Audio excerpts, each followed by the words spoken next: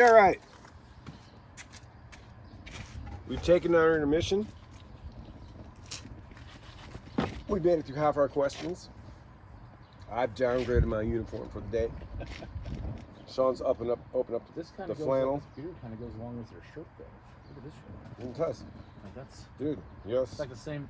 Yeah. Apparently the Harley Davidson motorcycle was the one that won the war. I don't know. Oh. That's a hell of a claim. That's new. Yeah. I don't know of any Harley Davidsons in Iwo Jima. We need to hit that Harley Davidson shop. Or in Germany. Way out there, right? Well, it's Sunday and we're in Utah, bro. I don't know if they talk motorcycles on Sunday in Utah. It's a big store. I looked at it when we went back home. Well, this way. when we're on our way today, today, let's do it. Let's do it. All right. So number 5. So finishing high school, that was 96, right? 97. Okay, so finishing high school, what were your dreams? What did you want to become initially? What did you want to do after that transition? Initially, I wanted to do something with computers, and I was narrowing that down because my initial idea was I was going to go to Arizona, and I was going to go to a school there, like a tech core, an IT kind of a school. I'm trying to remember like what exactly I was interested in, but it was something like computer design, CAD or something, computer aided design or computer aided design. Or programmers or something. I didn't have enough knowledge at the time to really understand if I would even be good at it. I just liked the idea of working with computers and stuff. Maybe graphic design even. I don't know why I would have thought that at the time, but yeah, something like with computers. But I didn't have a real set idea because I was thinking about basketball and girls. Well, so let me ask you about that because you've got a couple of things happening there. There's the part where you're training and you're physically, working out, shooting hoops, doing your thing with that. There's a physical element to that. And then when you get into something like IT, when you get into programming or video games or graphic design, any of those concepts, that's much more, it seems to me like that gets more into the analytical strategy, problem solving sort of part of how you operate. Was there any component of that you felt like was a stronger drive at that time, now that high school is done, and if you're not going to go on to college or play or have plans to try out somewhere, like where does that land? I wasn't really thinking about, I mean it probably was an influence or a motivator, being more analytical and stuff, but I wasn't thinking about that at the time. I wasn't thinking about having good analytical skills or anything. None of that. It took me I had a hard time getting over just the basketball piece. After the alumni game was a really big deal for me, and the end also, and I knew it was the end to some extent of that whole period of my life. So then I kind of switched over to, I was engaged my whole senior year to be married. So then I kind of switched. So I knew it was ending.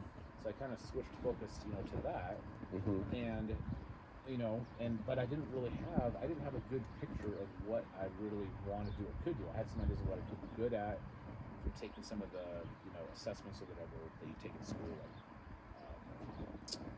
the occupational. Aptitude test, basically. So I knew I knew I could be good at plumbing. That was. Ooh, Shannon would be proud. Yeah, I know. We've had that conversation. Strong. It was literally like my number one thing on my list, which caught me completely by surprise because I had no thought of it. Okay. But I think I probably defaulted back to kind of what I wanted to. I was talking about when I was graduating 8th grade, which was I wanted to be a video game designer. Nintendo. I wanted to. So that was probably in the back of my head, and I just wanted to worry about it. I forget. I wish I could remember the exact thing about the school that I wanted to go to. What was it that attracted me specifically about it that I can't? So I just know it was computer based, and there was an element of programming. There was a little bit of graphic design. It just sounded interesting. Yeah.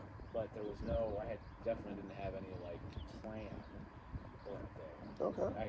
All my friends did. All my friends were going to Walla or going off to college, and except for the core group, and they didn't have any plans either. So they just. Yeah. But I bet they got some stories too. Yeah, worked odd jobs and tried to do their comedy troupe thing. Yeah. Which I wasn't a part of. So, it was. I was kind of I was honestly kind of floundering. Yeah. Trying to figure out, and that's why I left Thunderbird. I actually had to figure out I couldn't go to Arizona. I wasn't gonna have the money to move there. Okay. with Vera. Then, well, we can't stay with Cheryl and Kelly at Milo, even though we're working. So then that prompted the move to Roseburg, and then the UPS thing came up with Shannon, and then moved down here to do that, and that's how it all went. Yeah. And worked and military, like the whole thing. So, but I didn't have a really strong. At that point when I graduated, I did not have. You're waiting to kind of see what emerges. Yeah. Yeah, which a lot of people do at that time. Yeah.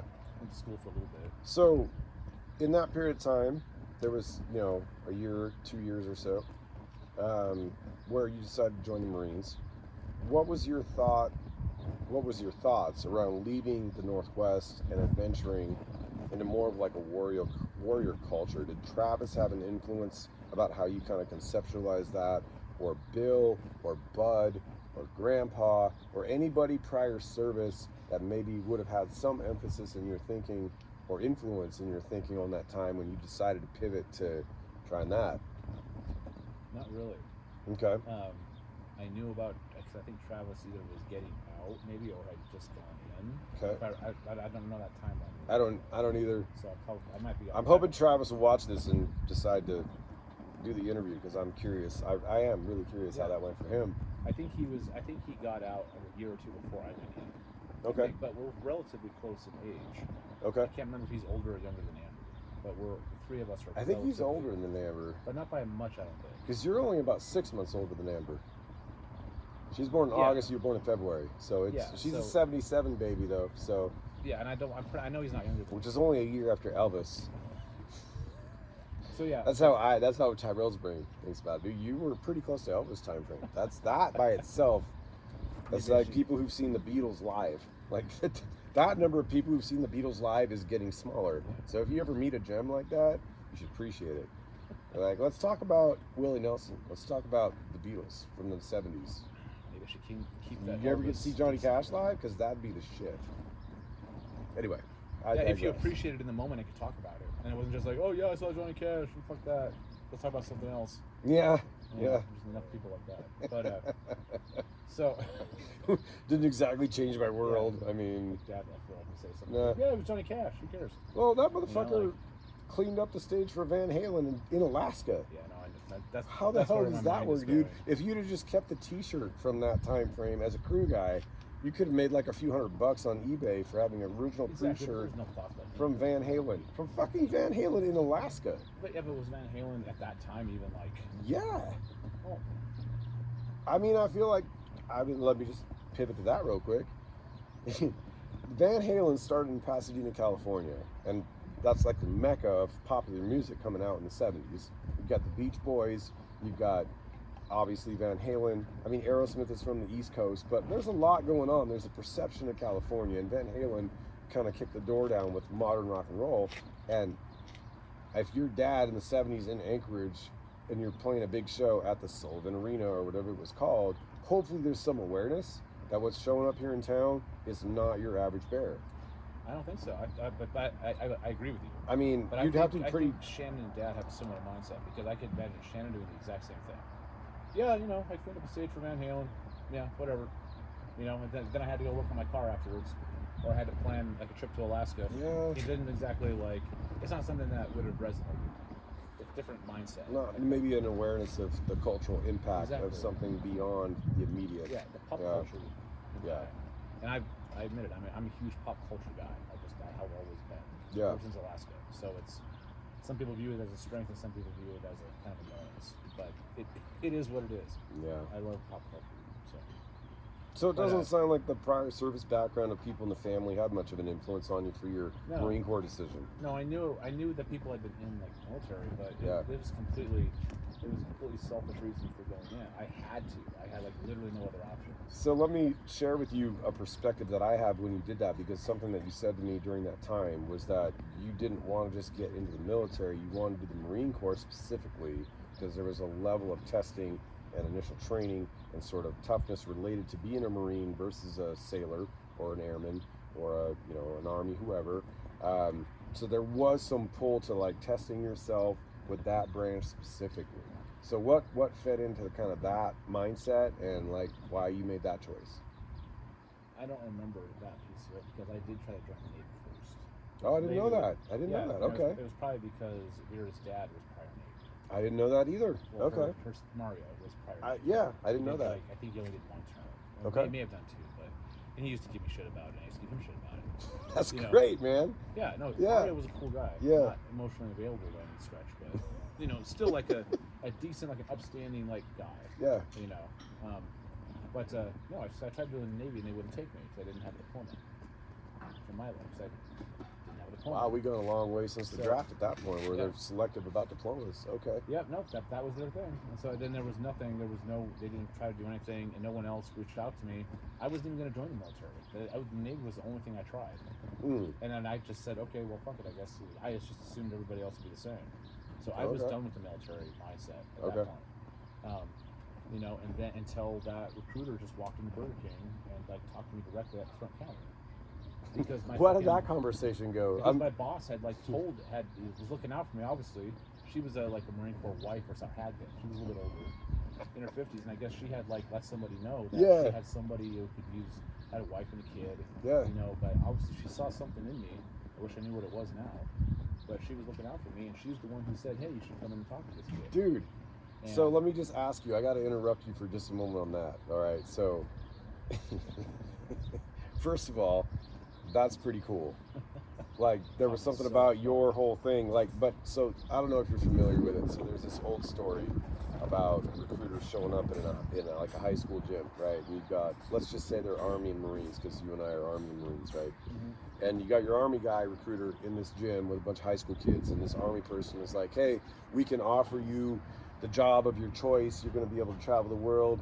You're going to be able to do your thing. You can set up for some college afterwards. Like, it's forward thinking. Like, you're going to, this could be a whole career change for you. Yeah. And at the end of that, maybe you get a couple people at your table. Now you got your Marine recruiter, and your Marine recruiter rolls up and just says, I bet there's only about maybe 3 people in this whole fucking room that can match me on pull-ups. Yeah. And then just walks away. Completely different. And just walks away. And how many people showed up at that Marine Corps table to like show the pull-ups? Mm-hmm. Like, bitch, I could do more than you. Yeah. Like, it appeals to a different sense of the person and how you speak. So I'm curious, when you think about that, you're familiar with that reference, I'm sure. Mm-hmm. So like, when you think about that and you got your recruiter showing up at Burger King and that conversation happens, like, how did that go? I mean, how did he talk to you? How did that, was it more sales pitch sort of deal, or was it more of a challenge of like, hey man, you could do more with your life. You're here at Burger King. You got responsibilities. Like, if I'm Tyrell and I'm showing at Burger King, I want a Whopper with some barbecue sauce. Like, I know what I'm in there to do. But if you're the Marine Corps recruiter, like, how'd that go? They came in a regular like recruiting uniform. I feel like he was with somebody, but that person didn't talk. Okay. Or he was by himself. I think he was with somebody. And I was working the front counter, and he just like came up, and I was like, like, it was weird to see someone walking in like dressed up, kind of whatever. Yeah. And then the fact that like he seemed to know who I was really odd, because my boss hadn't talked to me. This was out of the blue. Heavy lies the crown, Shawn. Heavy lies the crown. I don't think I was wearing one of those paper crowns that day, but I definitely was afterwards. That day. I definitely was afterwards. But no, like, from what I remember, he came up and was just like, I think he said that my boss had like talked to him or contacted him and said, hey, he just talked about my situation basically. Okay. And he sold it to me as like, this could be a great opportunity for you to like, kind of move forward like in your life. And he didn't appeal to like a patriotic aspect or anything else. He really appealed to like, and he was a new guy too. I was the first person to put it in. I found out later. Oh, okay. He appealed to like the family side of it. He's like, you can get a steady job, that makes better money than here. You have benefits, for you and your family. He hit the family aspect of it really hard, and the opportunity is to like do other things. Like all the classic military stuff. Like, you get free tickets, you go here, or discounted tickets to do all this kind of stuff. You can travel. You can. Which I feel like ended up being true, because you ended up in Charger Stadium in San Diego doing your shit. Like, that's one thing the recruiter didn't lie to you about. Yeah. Well, and my recruiter, I've always had a great respect for him, because he didn't lie to me about anything that I can remember. He actually even gave me his blue Express Blue coat after I graduated from boot camp. Really? Even though it didn't fit. I mean, he was a smaller guy. It didn't fit me. But he gave That's it to me. quite the... And he was a staff sergeant, and he gave it to me. Really? Yeah, he gave it to me. So, wow, I never knew that. So he stayed in really contact with you. In order to do that, he must have stayed in contact with you. Yeah, I think he wrote me a couple times in boot camp. You know, I came back and did recruiter's assistance with him. We all do that, man. But he didn't make me do anything. Okay. You Well, know, they never do. They're like, you did your part, man. This is the cush part. Yeah. So he sold that part, and really at that point, it had literally only been a little while since I had broke the windshield in my car because my windshield wipers got stuck in a rainstorm. Yeah. And then it got towed because I didn't have insurance. Yeah. So I was like literally like walking to Burger King or catching a ride with the supervisor. Yeah. So I could even work. Yeah. You know. So he got me right at the right time too. And it was very straightforward. You know, he saw that I wanted to have, you know, a set hours, so he tried to get me a job that was like a 8-hour, 10-hour straight day. Yeah. Not employing, anything like that. Like he took care of me. He literally got me a good situation. Okay. So yeah, I had a really good experience when I was compared to a lot of other people. Yeah. And then the rest of it came in during boot camp, the testing yourself and the little man attitude that most Marines have. You know, that came in later and was motivated and all that too. But that wasn't it from the beginning. Well, and you probably know this, but this is kind of ironic because when I signed up for the Army, I had talked and reached out to the Marine Corps recruiter first. Oh, I didn't know that. And what's ironic about that is that in my influence, that was something that I thought, well, Shawn's a Marine, and I feel like I could do really good with that. And I don't know what I'd be doing for the Marines, but I feel like that'd be a good pathway. I could check that out. And so I reached out to him. I left a couple of voicemails for him. I went down to his office and nothing. I got nothing. So I went over to the Army, which we had a Blue Mountain Mall at that time. Yeah. And that recruiter at the time had like 210 jobs, depending on your ASVAB score, that you could qualify for. And there's no comparison. I was forward thinking with that too, because I thought, well, I want to get out of banking, because banking, I'm not really helping people. I want to get into something that is helping people. And that's how healthcare, basically. Combat medic was one of the options, but the medic part of it, like, engaged the adventurous part of it. Like, you're going to show up for somebody at a really meaningful part of their life where they're going to need you.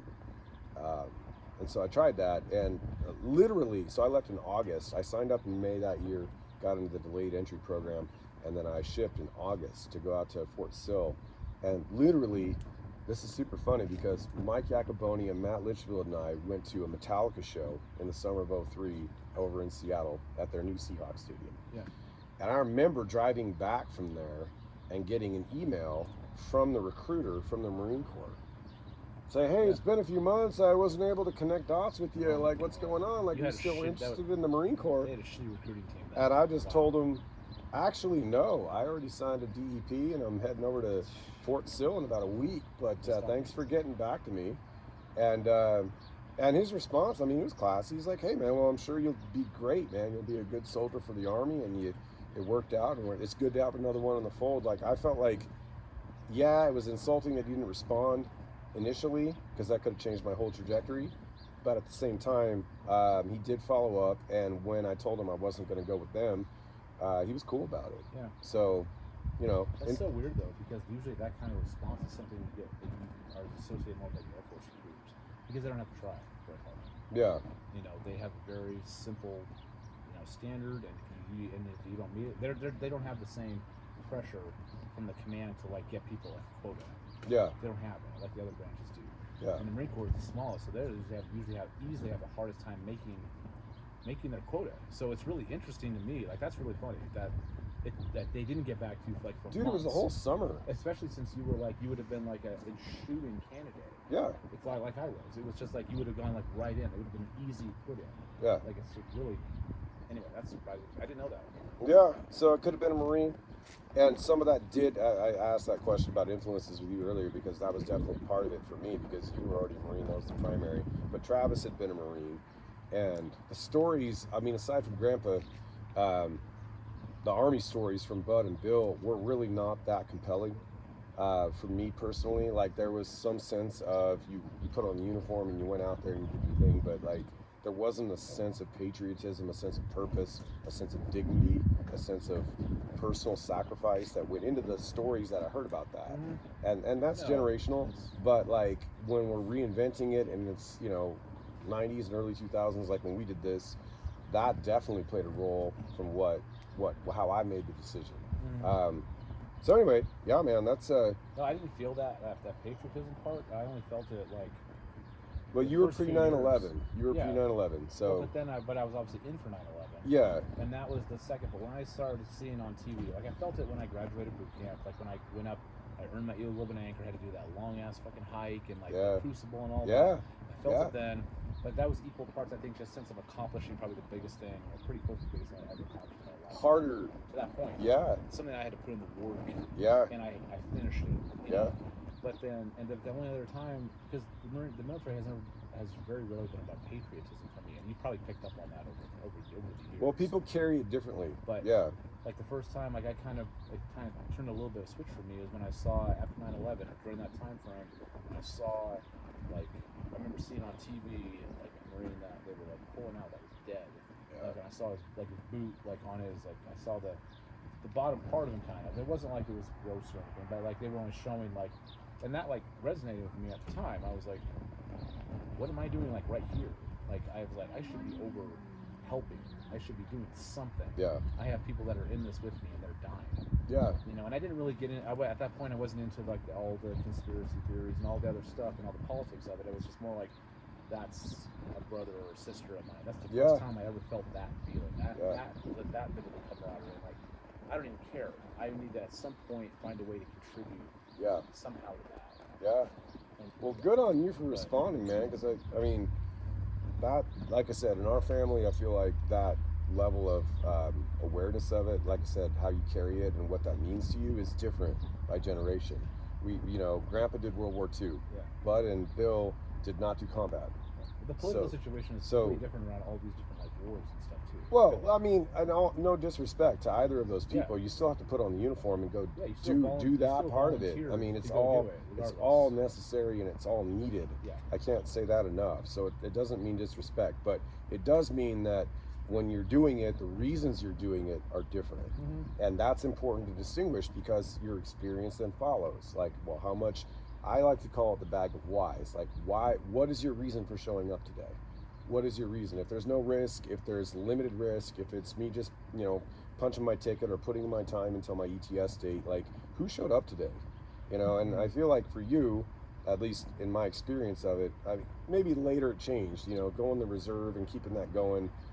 Politics maybe get more involved, but your drive for setting the standard, your drive for being a part of the solution, like you just said, I feel like that's a really inspiring part of your character. Well, it reinforced a lot of those things that I think were latent or like lower level. They were still there. Things that are important. Like, like always doing your fucking best. Like regardless. Always. Like, that's my default. Should have been put, and that was recognized. In my experience in the military, most of the time. Yeah, I got fucking screwed over multiple times, you know, and I had bad experiences too, but it didn't change that aspect of it. Like, you show up, you say you're going to do something, like the stuff that, not the patriotic stuff, but like the professional stuff that they tell you and they try to recruit you with. Like you're one of a kind, you're small, you always do like the best possible thing because you always do more with less. You never like give up, like all those. Dude, that has a profound impact on people. That feedback, that training, that is legit. That's what, and I think that's really what's helped me for better for worse, better and worse. Being where I am, like right now, that's definitely like the driving factor. All those things that were reinforced that I probably already had in my character a little bit, they were amplified. And so it's super. So, before we move to the next one here, then, do you feel, when you look at your time in the Marine Corps, your career in the Marine Corps, because none of our family did a career in the military, you're the only one. Have you thought about that? I have not thought about that.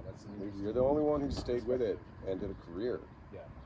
So the question, one superficial question really, but because I work with veterans all the time, and people carry the title differently and what meant to them, so I wouldn't project that on anyone. But the question for you would be, when you look at your time wearing the uniform and what you did, do you look at that time in your life and that, that part of your identity as a positive or a net positive in terms of your character, in terms of how you make decisions, maybe in terms of how you see the world in certain ways? How do you carry it? I definitely view it as a net positive. I also view it equally as it's a huge, for the whole time period, Yeah. a huge growth and learning experience, because I was in a lot of different points in my life, different times in my life. I went through a lot of different things in my life outside the military while I was still doing it. So it's just like part of me. I view it as part of my identity, even though I don't walk around and talk about it. And I'm not really interested in trying to be out there. I'm more of a subdued and more of a like to keep my kind. I don't want people to be able to put me in a box. Oh, he was a vet. Oh, now I put him over here. Right. To me, that looks like this. Yeah. Yeah. I hate that, which is probably why I live my life in some ways the way that I do. I don't want to be cookie cutter and like have a bunch of stereotypes and stuff that automatically get associated with me, whether I want them or not. I want to be a little bit unpredictable.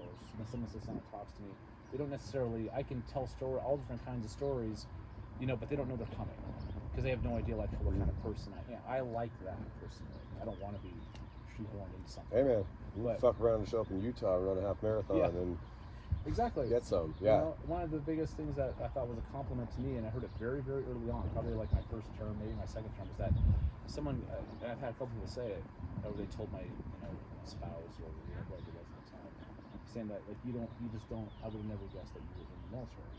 And some people might take, or in the Marine Corps especially, and some people take that as a negative. I don't. Like I feel it's a because I don't have to promote it, But it's like when people find that out, it's like, well, then they know something about me that I kind of keep at a lower level, but they know that they can count on me. They know what they can kind of expect if they're in a pinch and stuff. Like they know. I'm curious because I can see how maybe when you're responsible with that, there's a sense of, like you said, not putting you in a box, but maybe also like not stereotypical military. However that person shared it, like when they said that, like there's what they think of in terms of prior service, and this is what that looks like to them. And here's Shawn, and you don't seem to fit that mold, but I have to compare it now to what I thought was what military, or pre-military looks like. And here I've got Shawn, who doesn't meet up with that exactly. Well, that's interesting. Yeah. What do I do with that? My friend Scott Graham from Milo, he's a year ahead of me, and I probably told you this story. Him going in, he actually did Marine Corps and Blue Army separately. I knew a lot of guys who jumped from the Marines to the Army, bro. He did Force Recon in the Marine Corps right after that. Okay. And then he did Special Forces in the Army. Oh. But you would have never known. I never met him. That is hard work. In high school, but he would have never have guessed. He was a little bit silly, but very, very laid back. Yeah. Very subdued, and just like a nice kind of guy, but like he did really well in both those areas. And I remember coming back and seeing him at an alumni weekend, probably the first one I went to in 5 years. Milo, and talking to him a little bit and seeing what he had done. It's just like, and I thought the same thing, dude. I would have never thought you would have done anything like that. Like that's really awesome. That is, yeah. And I like that. I've always liked those characters in movies. And other things, the subdued, like they're really good. I mean, going back to Bo Grimm, the Tommy character. Yeah. He had got issues and stuff, but he was like really, really good, like at ball, right? Yeah. But no one would have really pegged him for that, or would have like really known that unless they grew up with him. Sun's out, birds chirping. Yeah. It's a hell of a fucking morning. Yeah. Big brother out to his. Good job. Yeah. No, definitely net positive. definitely by far a net positive, even with all the other.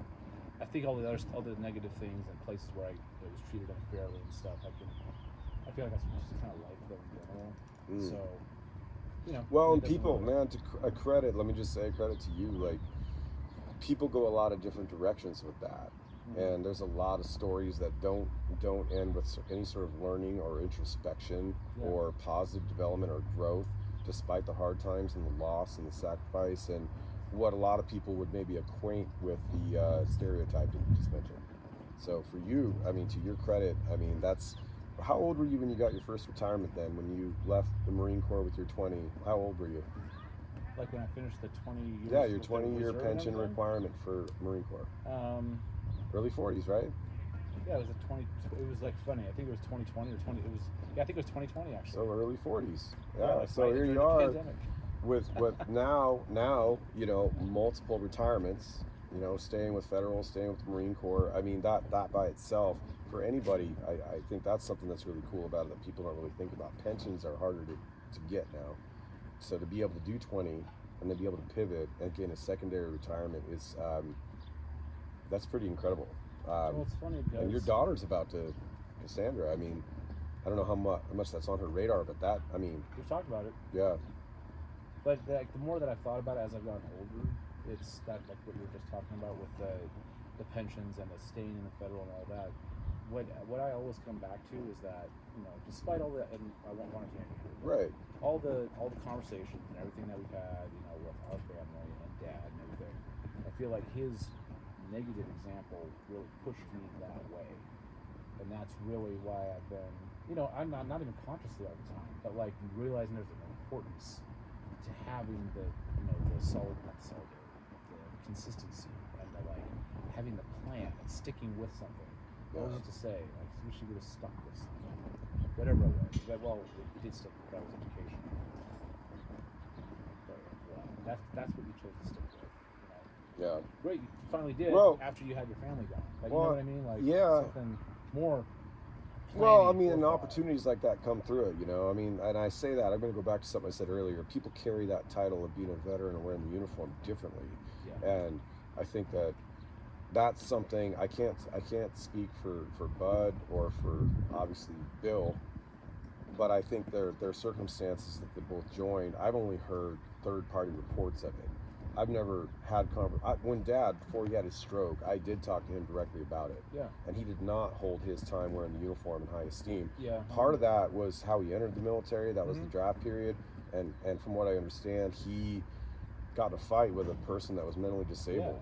Yeah. You told me that. I didn't know that. And you end up in a situation where you're either going to jail or you're joining the military. And I don't know how it ended up that he was a cook and didn't end up getting deployed to, you know, Vietnam.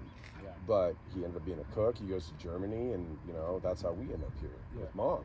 So that's kind of a crazy thing. And if those are your circumstances leading to you wearing the uniform, you might not be, you know, holding your chin high and wearing it with pride and recognizing an opportunity of like, here's some stability that I could be doing. If you're not wired that way, you know. And I've met plenty of people. You met them too during your time in that like the military represents something, but if you resist authority, if you resist instruction, if you resist something outside of yourself other than what you can create, that's hard to do, you know. And I'm not making excuses for him, but I can definitely see how that strong sense of independence, I want to do it my way, I want to live life on my terms, I'm the only one that tells me what to do, I don't follow, you know, shitty orders. I felt that when I was in. I hated that. But there's a bigger benefit that's temporary. That's maybe one person in your experience. Like yeah. It's not the same as being an ethical. Well, and you were obviously, you know, with you know the whole you know conscious objector thing. Yes. That makes sense. Yes. But you know, it's not. That's not common. I don't think that's what it comes down to. Is no. You know, so that's to me that's not. Well, the difference with that, I mean, really, I mean, it's such a. It maybe is not as uncommon, but I don't want to get off the interview with you. But I'm just going to pivot to that for just a second. You can always edit it out. Yeah, but I'm just going to say, you know, you got people, you know, you and I have both been through MEPS. Travis has been through MEPS, where you're putting up your right hand and you're swearing to defend the country against all threats, foreign and domestic. And in that sort of perception of what you have, that looks like, none of that likely includes shooting unarmed women and children. Like the reality of being in a situation where you have to make that choice and you don't know, and making the wrong choice could kill everybody in your unit. It's that they shouldn't put it under, in my opinion, and this is me thinking about it. Sorry, this is like, just came up in the moment, but I don't think that should be put under like a conscientious objector status. Yeah. I think that's misleading. Yeah. Because there's more nuance there. And when you just shoehorn it into like this box or this category, and that's what it means, there's a lot of like negative connotation with that for some people. Oh yeah, you know? And it's like, but that's not really what it was. I mean, there's an aspect of it, obviously, but that's not. This is like a lot more. It's not like I signed a contract knowing that I might have to like shoot somebody, and then I said, oh, I don't want to shoot somebody. Mm-hmm. You know, no, this is like now you're bringing potential unarmed, innocent, you know, women, children and stuff into it. No, this was not talked about at all at the beginning, because if that would have been talked about, I would have thought a little bit differently about it. I would have thought differently, and they don't do that on purpose. Well, and that's I'm just going to spend a little bit of time with that. I'm glad you said that, because I remember getting back from Iraq in 2005, and we had a change of command, and our new commander was a light colonel. He was an 2005, trying to get his full bird. And when we transferred commands out, we had a whole ceremony about that. He got on board, and I remember thinking, well, yeah, but Tyrell, your experience dealing with that is probably the outlier. The likelihood that that's going to be an ongoing thing, not great, probably not likely. Yeah. That was July that year. And so this guy, Colonel Rogers, gets on board, and immediately he starts introducing combat arms. And it's not just combat arms. This guy's a quartermaster. He's a supply guy. He's not done combat ops. He's trying to get his 05. Like he's clearly rank seeking. He's like Captain America. Yeah. And after just getting back from deployment and being in those situations, I remember very clearly him, in front of the battalion talking about, hey man, if you're not ready to shoot any perception of enemies at all, if we're getting rushed on a convoy, or if, we're taking fire, or even if we're not, if somebody breaks the perimeter based on the rules of engagement, you need to open fire without a second thought. And if you're not willing to do that, you need to go work for IBM. And he said that repeatedly to our whole battalion. And so I was like, all right, well, that's fucked up. There's a little bit of an element of truth there, but that also ignores a lot of other things. But then the cadre he brought in, our other NCOs that came in, we were running cadences, and the cadences were reciting things about shooting women and babies in Vietnam. Yeah, which reinforced this whole. Bothered me at the time when I was in too, and then people started going away from that though. The longer that I was in, I feel like napalm sticks to kids. Yeah, like. Yeah, I was like, even at the time, and I was like, that doesn't, no, I don't, no. And that was early. That was the first enlistment. Yeah. And then, towards the end, you didn't hear many people calling cadence like that anymore. I don't know if it was woke or whatever it was, but still. But yeah, it's, we definitely had a couple of people, like lieutenant colonels chasing some stuff, not in the same, it was obviously the air wing. So they were doing it a little bit differently. Obviously, the type of unit that you were in, but very similar types of messaging. Yeah. Well, and I told you on the drive down here about my friend who I roomed with when I was in Iraq. So Paul, right? Yeah, Paul went on that second deployment. They got extended. They were stop lost. He was stop lost. Yeah. Did a year and a half on a second deployment out there. And that colonel who I was just talking about. So Paul was a dental tech. Okay, a dental tech. In a combat zone. Like Becky, that's hilarious. So I'm just pointing that out because if you're a dental tech, yes, you're trained to use your rifle. Yes, you're trained on all the basic parts of being a soldier, but you're not the primary. Yeah. You're not doing op orders. You're not, doing detainment procedures. You're not going in and, evacuating rooms and clearing buildings. Yeah. You're a dental tech. There's enough other people specialized to be that role. Well, he ran it, right? And this colonel had him and the dentist, Captain Tran, had him in a fucking Connex on the back of an LMTV rolling around Baghdad trying to provide a mobile dental service. And they had minimum security. So if you're an insurgent, this is fucking crazy. You shouldn't even be in theater if you have a dental issue. Dude. So just think about this for a minute. You're rolling around Iraq and the outside, parts of Baghdad with your Connex, and you've got minimum security. You got no gun truck. You got no real response. And you got Paul, he's the driver, and you got your Captain Dennis in the other seat, and you're gonna go to some random point. You're a rolling target, bro. Yeah. I mean, and if they know you're doing that, which everybody did, you're just rolling around unnecessarily. Yeah, it's not a matter of if, it's more when. Yeah, it's unnecessary. It's reckless. Yeah. If you're Colonel Rogers, like Colonel Rogers, what the fuck are you doing? And it's very consistent with how that whole narrative went. And I remember talking to Paul, I didn't tell you this, but when I went down and saw him, I had conversation about that. I was like, man, how'd that go? He's like, man, we got blown up a few times actually, because our route wasn't secure. We didn't have a gun truck. And I was like, well, how do you feel about that? Because when I left, I got out based on a lot of what he was doing and promoting, and we're supposed to be there to try to help people. Win the hearts and minds, right? Well, medically speaking, the role is supposed to be cleanup. It's not supposed to be infantry. Which, I mean, if you got a uniformed enemy, that's a lot easier to make that call. When you're not, and you're just like, well, let's just go out in theater and roll around with a Connex. Yeah, take our chances. Let's just blindly follow orders, man. Like that, yeah, dude. That definitely. I told him, I gave him a hug, and I just said, man, I know it didn't go well for you either, but you made it. You're back here, so there's something to be said for that. But anyway, that was the serious part of it. Let's move on. Let's move on to number 7, man. That's good stuff, though. So, what are your thoughts on our generation of cousins, people who are going to watch this, and our children's generation of cousins in terms of interaction? I'm really disappointed. I'm sad. I'm sad about our generation. Yeah. I mean, our kids' generation. Yeah. Because I feel, and I've had this conversation with both you and Shannon, and probably maybe more so with Shannon, because I think it's more relevant, more. Well, y'all have more kids. It makes Let's a lot more just sense. throw that out there. But a lot yeah, more. You know, but he and I started having, you know, with our partner started having kids closer to the same age than you and I did. So it's not the same. Correct. There's a much bigger age difference. Yeah.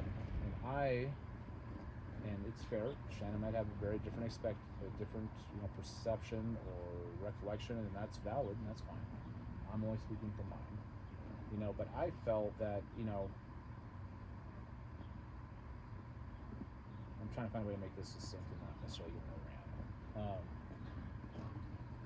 I had a very strong feeling about wanting to do something similar to the experience that I had with our cousins. Even though, when you really look back on it, it wasn't a lot.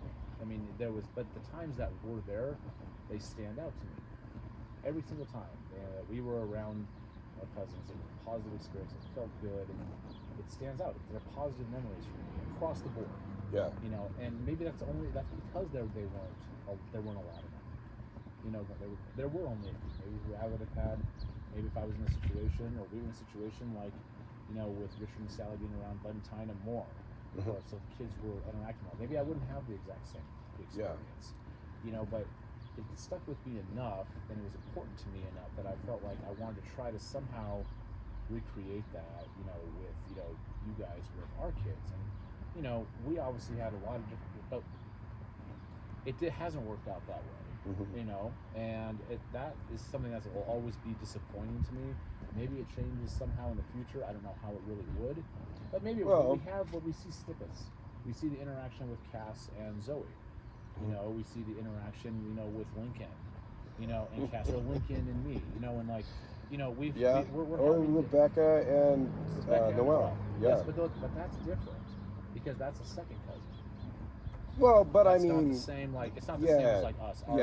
That's fair. That's fair. But it's amazing. I love that. I love that they have that, and it's based on a very short period of time of initial interaction.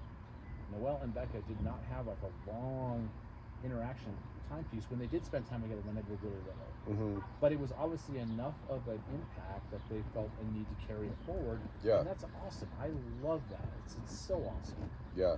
You know, but like, Noelle didn't get to have that with like Madison. You know, the couple of times that she was around her, and they're relatively close in age, they were negative experiences, and they were really young. Yeah. You know, but like out at the beach house when we had that, you know, a long time ago, you know, the Maddie and Noelle thing didn't go well. You know, Maddie was talking shit about Becky, and Noelle was trying to, you know, defend her or whatever, and you know, it just didn't go well. Yeah. And it never has. They've never really gotten along, and they're. For a while, honestly, it felt like Shannon and I think I've talked about this, but for a while, it kind of felt like Shannon and Monique were in competition with Vera and I as far as like having kids. Oh, like, wow. Who's going to have like the most, like more kids. Wow. You know, it felt like that. I'm pretty sure, I can't believe that was actually. It's ironic because here we are in LDS country, and you know, that's kind of a thing. You know, and then I was in the military, obviously, and you guys were all pretty much all back here, especially after you got out. You know, so I did. For my part, I was away with you know, with the kids for a while. But when I came back, when I moved back and the kids were all actually here, that was 15 years ago. You know, so my oldest, you know, biological oldest, Noelle, who's 24, 15 years ago she was 9. You know, so I still felt like there was still, you know, I think I got the math right. I feel like there was a time when I first got back, and I felt that we could still do it. Yeah. And it did not work out that way. And I know and I'm sure there's different opinions and perspectives on why it didn't. You know, one of obviously is like none of us had any consistency with spouses. You know, which I think is a huge thing compared to what the generation before. Whether it was bad or good. I hadn't thought about that. Bud and Tina stayed together. Good point. Richard and Sally stayed together. Yeah. Janet and Bart stayed together. All the parents stayed together the whole time that we were all kids. Yeah. Our dynamic didn't have any of that. So it's hard to, even when you're around, if relationships aren't going well and stuff, it's hard to, I think, that's a challenge. Yeah. We didn't have to deal, none of our cousins and stuff had to deal with it either. Yeah. Not really. Yeah. So I think that was a huge factor. And then there was so much I think going on when I came back, not just with me, but with Shannon, being out where he was at and doing the whole West thing, and you obviously didn't have West with Sundance Services and HVAC and all that. Yeah. Yeah, there was a bunch of drama, hard times on their side of the family. Heather not wanting to move down here and then moving down here for a year or two. It was a whole thing. Maddie and Shane being with Monique half the time, no good relationships there, but also not really any concerted effort I felt from his side to make an effort that it was the same importance. Maybe not just for us, but for the kids. Get the kids together and just let them just be kids together. Mm-hmm. And the times that we tried it seemed to go well in the moment, but it never carry on to anything. Yeah. We had a pretty cool event at Mom's house. I don't remember if you were there or not, or you're there. Maybe they were part of it. It was when she moved out of the regular place in Salem and moved to the other place for a little bit with Jorge. We had a good get together there with Shannon's kids and ours. Played badminton, did a bunch of other stuff. It was pretty fun. We got some good pictures. Jorge was obviously awkward and weird, but it was overall. I thought gives me one reason. I thought it was pretty good. Yeah. Pretty decent. But then and the only other time we really did was the time out in Vancouver. And then finding out later that there was a whole bunch of other shit going on behind the scenes behind that. So that didn't really end up being a good experience for everybody, or even the majority of the adults. So, but those were things that I felt like I took more of an effort in to kind of try to put together and for the sort of express purpose of getting that camaraderie and stuff. And it never went anywhere. Yeah. And I didn't really feel like anyone else really tried to that much. And that bothered me for a while until I realized everyone had a lot of shit going on, and it kind of made sense to some extent. Well, people have said similar things about the generation before us, our parents, that grandma was kind of the glue of that generation. Mm-hmm. People would gather around grandma or things related to grandma. She had that personality, and she had that connection with people that invited people in. And which is one thing I've told Amber this. I feel like she has that. Her and Casey together have some of that. Yeah. Along with other conversations that we've had. But I feel like they're kind of the two people that have the most of it that I've seen from our cousins. Yeah. So. Yeah. Well, and that's a real credit, to doing that, because a lot of times it's more of just, hey, we're going to put something together, and if you're able to make it, you're invited. Mm-hmm. Just know that you're welcome, and we'd like to have you there and talk with you, and it's not awkward. And I would say that even for really any of my cousins who, Travis and Brett, I mean, the times that I've seen them over the years, I don't feel like there's any sort of strange tension or energy going on. Yeah. I feel like they're good Brett, guys, and it's good talking with them, and I can pick up with what's going on with them, and it matters, and Ellie, I haven't seen Ellie in a minute, or Stephanie, but I feel like the same way with them too. Like the collective, in terms of what we have shared, it would be just interesting to see what they think, and I'm hoping at some point we can keep these things going. But hopefully, I'm hoping that everybody else that you do decide to do this with can be emotionally vulnerable and have some some honest conversation. That's all it is. We're all older. It's not personal. It's not like a big carrying grudges. No, it's just having conversation. No. Yeah. And this is how I kind of feel about how things have gone these ways in my life. Yeah. So far, it's probably missing some things or whatever, but no, it's cool. I mean, I think Jenny and her husband, I had super good interaction. Yeah, that was great when they came out for the Christmas thing. Yeah. That's really great. And I'm trying to make an effort, at least personally, to try to connect with them. Yeah. At some point, this year, on my own, proactively. Yeah. Do it, and I get it. I get a really different, good, honest, good positive vibe, from Jenny. Yeah. It's only in the last few years that I've had interactions with her that I've actually been able to kind of see her in a different light. Which sounds kind of weird because we're both, we're all in our mid to late 40s. To some extent, all of our cousins at least. Yeah. Or even early 50s. But it's interesting, to see some of them in a different light, in a different perspective. Because Jenny was always felt like my youngest cousin. She probably is my youngest cousin. No, she's not. More than Lexi is. No. Ellie and Stephanie are both younger than both of them. Yes. Your math is all fucked up, Shawn. You're right. I just haven't been around them like that's at fair. all, Yeah, like yeah. once or that's twice. fair. And that's fair. That's not ideal. That's fair. But yes, so for the people that I've been around, yeah. Well, it'd be kind of similar, like if my older kids had been around, like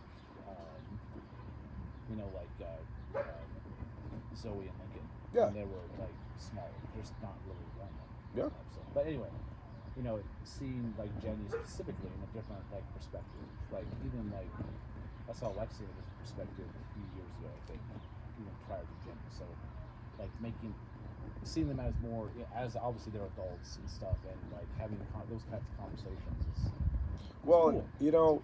It reminds me when you say that to me, it brings up something that I think is really unique. Is that for me, I'm going to be 45 in a couple months, and a lot of my working memories of my uncles and aunts is probably around the time that they would have been 40 to 45, which is what I am right now. It's funny to think about. And so, I mean, knowing that, and part of the reason I'm doing this is because we're all about halfway. If we get the full lifespan that's average in this country, we're about halfway. Yeah. We're probably a little over halfway. This kind of conversation isn't something that's going to be, unless you go out of your way for it, it's not going to just naturally happen. And I thought about that because, I see, Jenny's kids. I see Ty and Jack, and I enjoy seeing them. And I see Jake, in Walla Walla, and I just enjoy talking to him and seeing what's going on with him. When I see Becca and Zach, both, like, that generation of cousins, and that goes back to this question, is like, for me, they're adults now. Most of those people are adults now. Yeah. And we're seeing life differently, and I'm about 20 years ahead of them, 25 years ahead of them in some cases.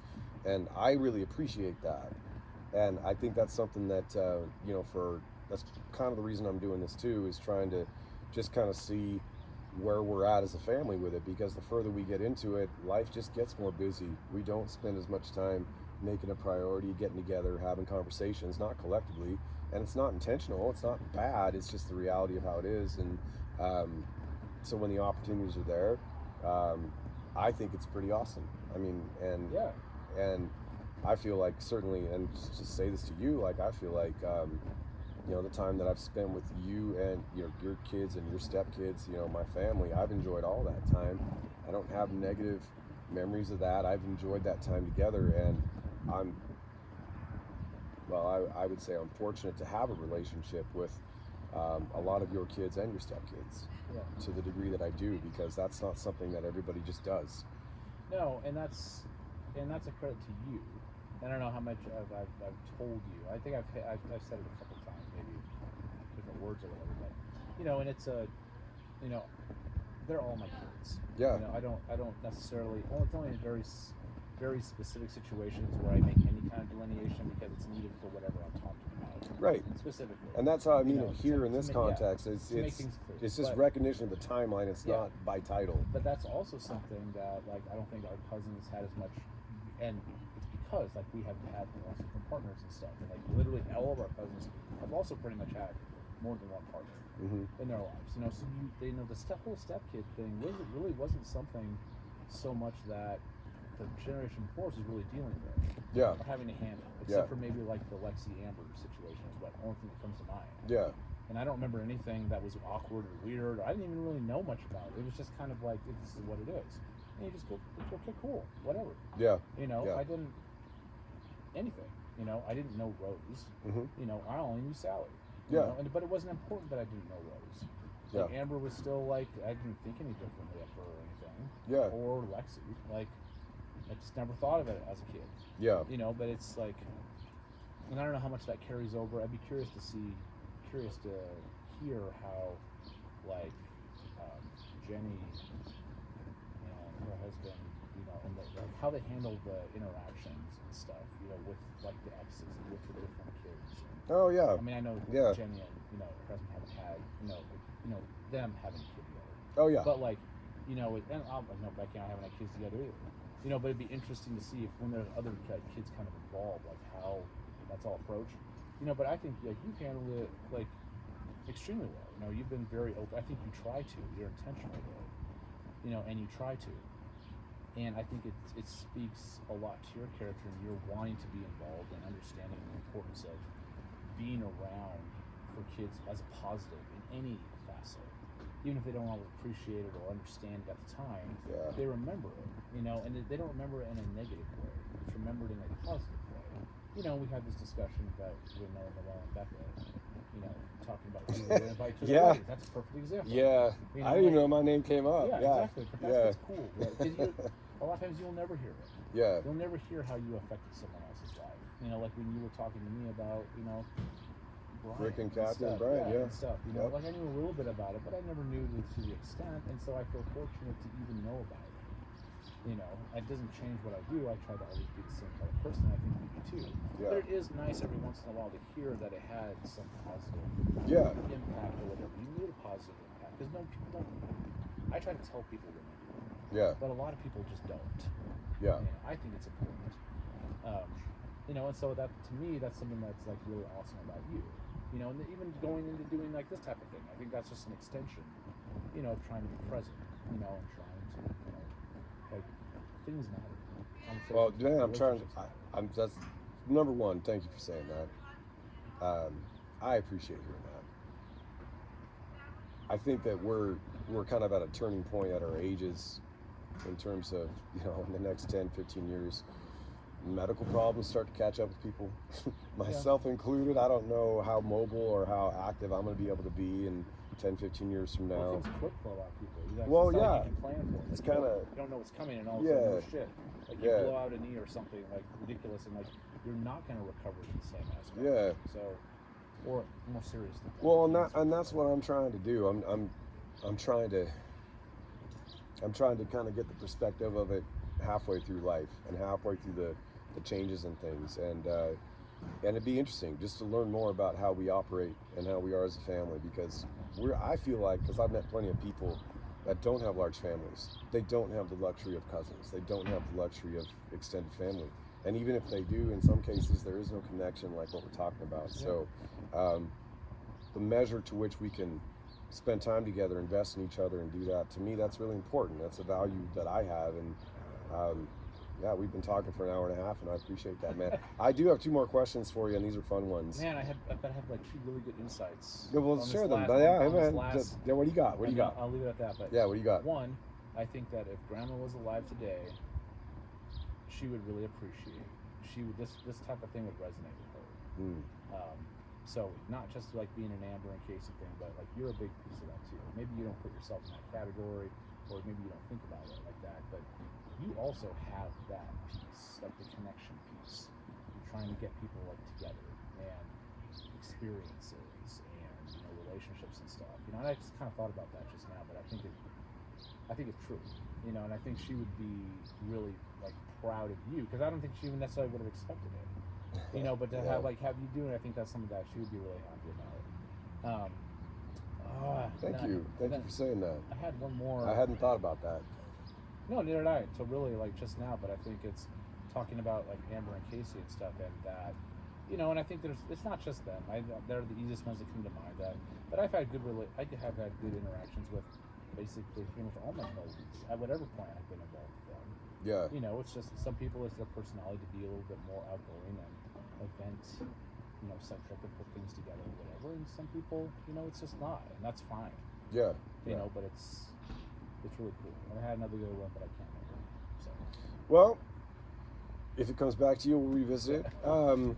So, what is something personal to you that most of the family doesn't know about you? This could be like a personal triumph, a tragedy, a bucket list item, like sort of that context. What's something maybe specific to you that maybe a lot of people don't know about you, and the family doesn't know about you?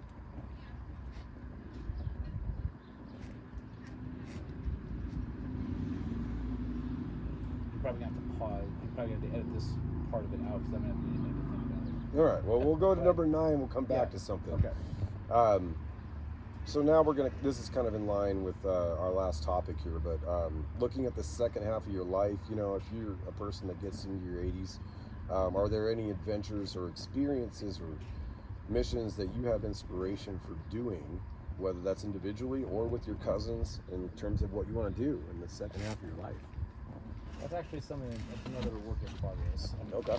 Because I'm at a very big transition point right now. Yeah. because the last kid is getting ready to graduate high school.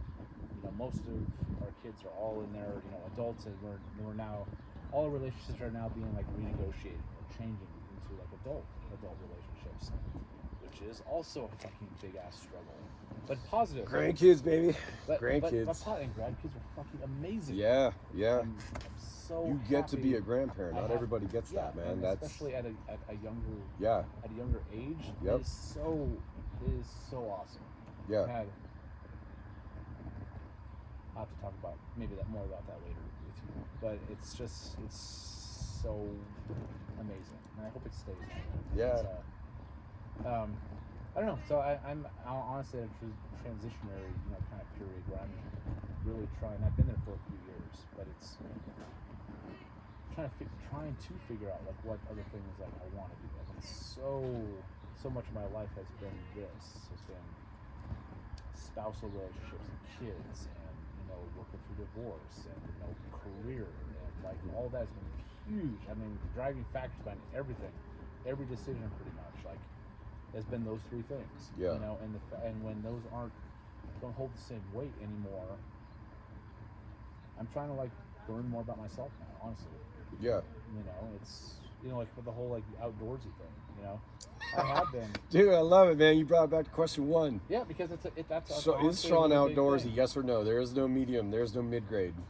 There is yes or no. You are. If I was gonna say, if I had to answer in the moment, I would say no. Yeah. But you know, but there's nuance to it, and like I want to be, and I enjoy it, and I see the value in it, and it's something I need to pursue more. I need to force myself so it becomes more natural, because I do like it. When I do it, I really enjoy it. Yeah. I think sometimes, like with other things, sometimes I get overwhelmed initially with the planning piece, and as I get older, I've noticed that I tend to get overwhelmed easier, and it's weird, like packing to go somewhere. I used to not really think about it. I was very on it. I knew exactly what I was doing. Bam, bam, bam, bam, bam. Now, like I start thinking about it, and I'm like, I don't want to do it. So it's like, oh my god, I gotta think about what I'm gonna wear for multiple days. Yeah, because I won't go buy something. Yeah, all the stuff I need to bring. Like, I gotta find a store now. Now I gotta budget for it. Yeah, there's and not to forget anything, and it's just, I mean, and it's not even just like a multiple day trip. It could be just like a 2-night thing. I'm like, there's too many decisions to make, and it's like I don't want to make them. Yeah. You know, there's definitely a piece of me that is, I just don't feel like it. There's a lazy part of me that I have to fight, that I've had to consistently fight in my life. Or maybe not as much lazy as complacent. That's a better word for it. Yeah, because like, okay, well, I have all these things. I have the ability to do this. I can do what I want, but now I don't know what I want. You know, and that wasn't the case before. Yeah. Like it was to get to here. Well, now I'm here. Fuck, I never thought about after here. Well, that's quite the perspective, really, when you think about it, because when we look at that, where we came from, and the idea of wearing hand-me-down clothes for 2 or 3 years, and so somebody grows into a shoe size or a pant size, a shirt doesn't wear out. The idea that you have the luxury or option of wearing new clothes versus dirty clothes, that is quite a transition as a human being, to be in a space now where that's not only not your story, but not the story of your family or your kids. And that probably feels weird to some people, you know, like who have a different life experience. Well, when you talk to people that, you know, are still alive from the Great Depression era, you know, psychology now calls a lot of that behavior hoarding, and they call it an anxiety response. But when you really look at it, if you lived through the Great Depression, you recognize the value of not wasting things, the value of future value of what we could use this for, and what would we do if we didn't have this. It does shape how you view the world and what you decide to value and what you decide to retain.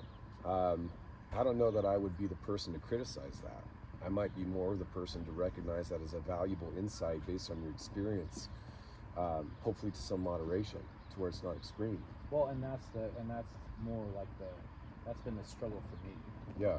You know, really since the start of the pandemic, probably was a good time to put on it. Yeah. Is that piece, is the what is healthy and what is this taken to excess and not healthy. And trying to figure out where that boundary is while respecting, this is something I like to do. Okay. Well, is it balanced though? Yeah. Are you objectively try to look at it, which is tough, and it's just you. You know, not taking anyone else's opinion into account, you know, but looking and like, okay, do I actually feel like I really should probably balance this more? Mm-hmm. You know, and like, yeah, honestly, I don't have to. Yeah. You know, and it's like Yeah. I think of, and honestly, a lot of times, I think about Dad in that situation because I feel like I could very easily go that exact route. I could hunker down with what I'm doing. Yeah, I make more money than him, so I have the ability to do different things. But the off time, where I feel like he was pretty much, if he wasn't doing a side job, he was basically sitting in his house watching movies, a shit ton of times. It's really weird for me to think I could actually see a path where that happens. And I have done that. I have done that for long periods of time. I've done that for months at a time. Okay. When I had nothing else to do. Okay. And that's not objectively a healthy thing. Like for myself. Yeah, but I would give you credit to the point where in even that kind of situation, there's an awareness there. There's a pattern. Yeah. There's an awareness of maybe that's not going to be the best outcome for me, and so I need to keep a temperature on it. I need to decide at what point is that going to be my default, or am I going to do something with that?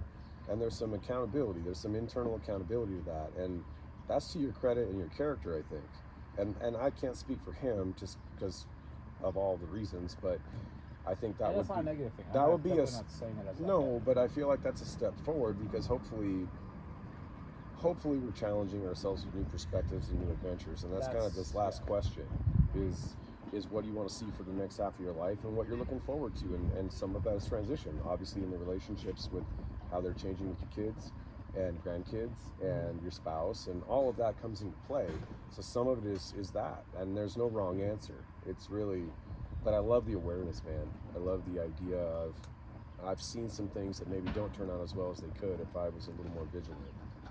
Well, that probably helps me answer that question a little bit better now then, because I think at this point in my life I'm more interested in things that are not stereotypical negative. Things that get me out of a comfort zone, or finding where other comfort zones I have, and then maybe pushing those boundaries. If I feel it's appropriate, and I genuinely think I'm going to find value. Dude, you came here. You just ran a fucking half marathon. Yeah.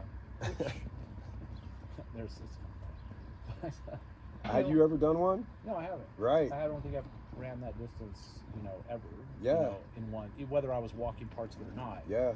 Finishing something that was that long is probably the last time I did that was probably when I did the Crucible. Yeah. But that was all hiking. Yeah. There's no running involved in that at all. Yeah. So that's probably the last.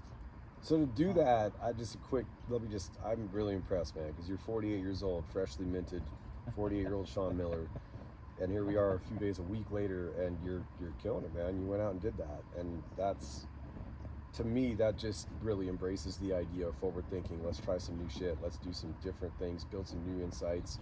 How hard was that? How easy was that? Would I do that again? Whatever that looks like for you. I just appreciate that you're willing to try and embrace new things, not just shut it down. I'd never do that. I'm out. Yeah. There's a spirit related to that I just really identify with. So I'm really glad you did this, man. I'm really glad you came down here and did this. Yeah, I think maybe to sum it up, I guess, is that I have a lot of stories I can tell about this last half of my life, the first half of it. If I'm around the halfway point or whatever. Yeah. But I have a lot of stories I can tell about that point. In like 30 or 40 years from now, I'd like to have an equal amount, or pretty close to an equal amount of stories to tell about this part of my life. Yeah. Forward from it. I can see myself doing it, and I know a lot of people do, but I don't want to just be like, oh, well, what did you do, after the kids left the house? What did you guys do for the last 25, 30, 40 years? Oh, we just kind of hung out every once in a while, we did this, but it was a lot of like couch time and a lot of and a lot of just oh well I started a garden, or I fucking fine, if you like gardening, that's fine, that's not fair. That's my personal like funny weird experience. But well, and it has that man, because I'm a guy who struggles with keeping plants and things alive. I've got one plant, one cacti. They're alive though. But to the challenge of doing that, maintaining it, and accounting for all the different conditions you've got to do, and then even starting something and replanting it, the whole process, I can see how that appeals to a lot of people. In Walla Walla, most of the people I know have some sort of green thumb related to them. And it's something that I wouldn't have acknowledged or recognized earlier in my life until living in a space where that was valued and people were doing that. And so I can appreciate, that's one perspective. But I mean, there's many different ones. How people find their creative outlets.